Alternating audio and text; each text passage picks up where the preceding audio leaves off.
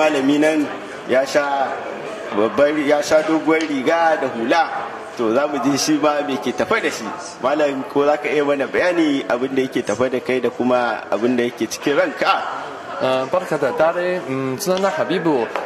Kasar Najeriya akwai harsunan guda 200, amma cikinsu akwai manyan harsunan guda 3. Wato harshen Hausa, harshen Yoruba da harshen Igbo. Ina tsammani harshen Hausa na da muhimmanci ne. Mun gode. haka ne, ni ma haka nake so. Barka da dare, sunana Hafsatu. Muna tsammani harshen Hausa na da ban sha'awa. Ina fata Sinawa da yawa za su koyi harshen Hausa da harsunan Afirka daban-daban nan gaba. Na gode. Gaskiya ne, ai tun da gashi nan kin koya har kina yin sa inda kike so ki faɗa abin da ke so, ai da gani abin yayi kyau.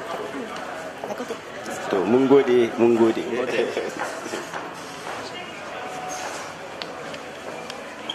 To ga su malamai guda biyu, da ganin su suna farin ciki kamar yadda kuke gani. Mun zo taya murna cika shekara 57 na Najeriya, saboda haka za mu ji abin da suke so su faɗa kuma da abin da yake burge su a cikin al'adun Hausa da harshen Hausa.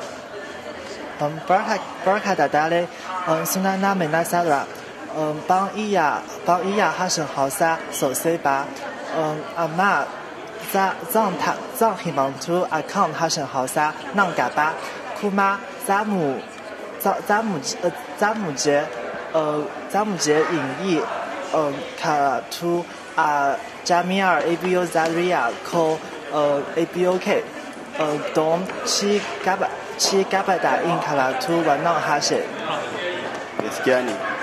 Gaskiyarsa sunana Jarumai, dole mu yi kokarin karatu, sannan za mu iya harshen Hausa kamar Kano, kuma ina so in je birnin Kano da birnin Abuja da birnin Lagos da dai sauransu.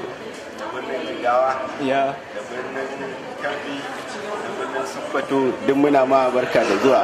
Sai ka zo Najeriya ka zo ka ga al'adunmu. Mun gode. Ba ta kome. To Allah ya kaka lafiya. Lafiya.